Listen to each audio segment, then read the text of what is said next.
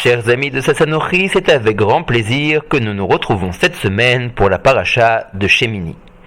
Dans la paracha de cette semaine, nous allons lire le décès des deux enfants de Aharon à Cohen.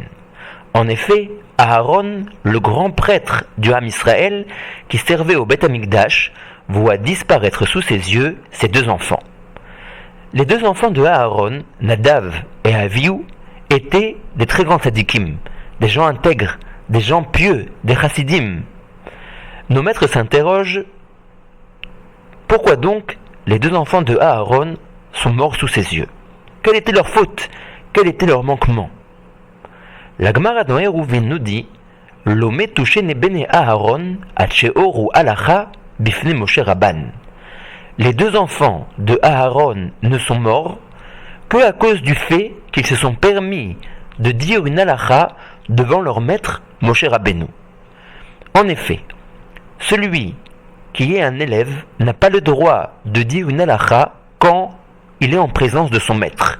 Il doit s'annuler complètement devant son rave et le laisser lui dire au peuple quelle est la loi. Les deux enfants de Aharon, bien que Moshe était leur maître, se sont permis de dire une halacha devant lui. De ce fait, ils ont été passibles de la peine de mort. La Gemara, dans le traité de Eruvin, continue et nous dit que le Tana, maître à l'époque de la Mishnah, Rabbi Eliezer, avait un élève. Celui-ci également s'est permis de dire une halacha devant son maître, devant Rabbi Eliezer. Quand Rabbi Eliezer, après le cours qu'il a donné au Beth Midrash, est rentré chez lui à la maison, il a dit à sa femme, « Cela m'étonnerait si mon élève passe l'année.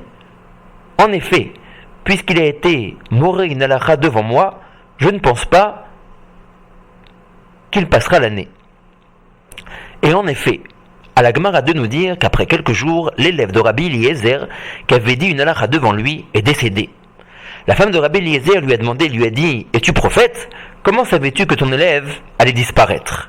Rabbi Eliezer répondit à sa femme, « Je ne suis ni prophète, ni fils de prophète, mais j'ai une Kabbalah dans mes mains. J'ai un enseignement que j'ai moi-même reçu de mes maîtres. Quand un élève se permet de dire une halacha devant son rave, celui-ci est passible de mort. C'est la raison pour laquelle je savais d'avance que mon élève allait disparaître, parce qu'il s'est permis lui aussi de dire une halacha au Beth Midrash en ma présence. » Les paroles de la Gemara sont apparemment difficiles à comprendre. En effet, quelqu'un qui est un élève et qui se permet de dire une halacha devant son rave, certes, il y a en cela une pegia, une atteinte au kavod, au respect de son rave. L'élève aurait dû se taire, ne pas parler en présence de son rave et laisser ce dernier lui intervenir.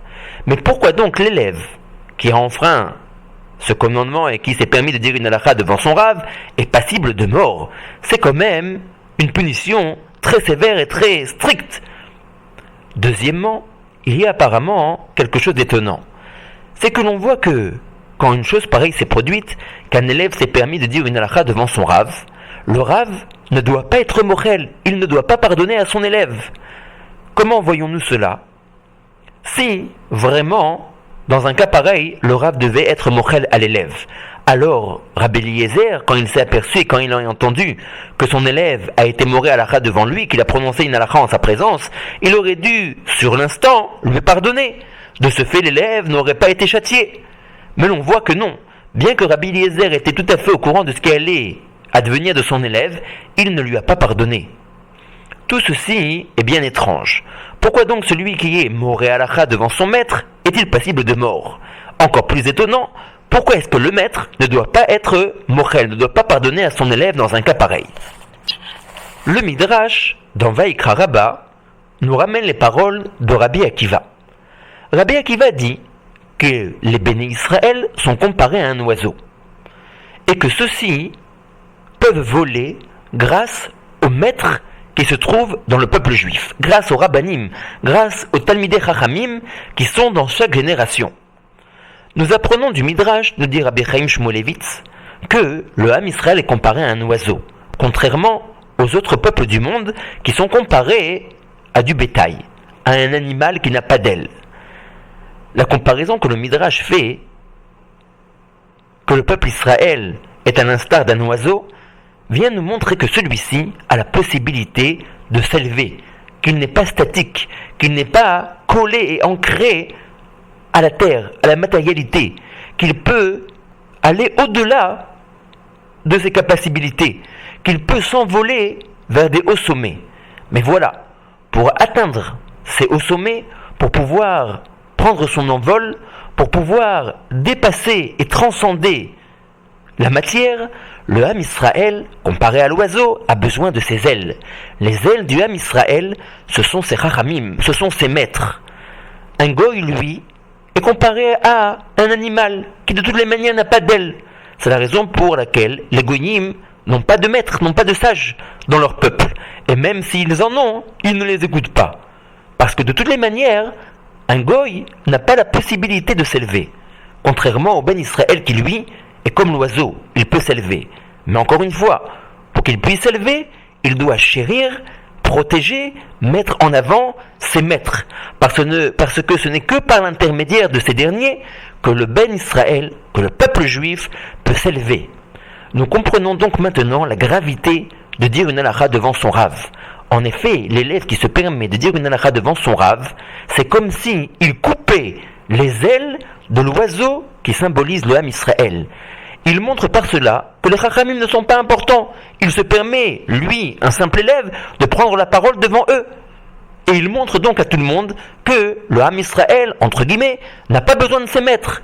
Et donc, il va à l'encontre même des paroles du Midrash qui nous dit que le peuple juif est comparé à un oiseau qui doit prendre son envol, qui doit atteindre des hauts sommets et qui a, oui, besoin de ces Talmidei Chachamim. Il porte atteinte à l'emblème même du peuple juif. C'est une faute impardonnable. C'est la raison également pour laquelle le maître ne peut pas lui pardonner. Ce n'est pas simplement que l'élève a porté atteinte au kavod de son maître. Si ça avait été le cas, alors là oui, le maître effectivement aurait pu lui pardonner si c'était une simple atteinte au kavod du maître. Mais cela va bien au-delà. Celui qui se permet de parler devant son maître, de dire une halakha devant lui, porte atteinte au potentiel inimaginable que a le peuple juif de pouvoir s'élever par l'intermédiaire de ses maîtres. À très très bientôt et Shabbat Shalom.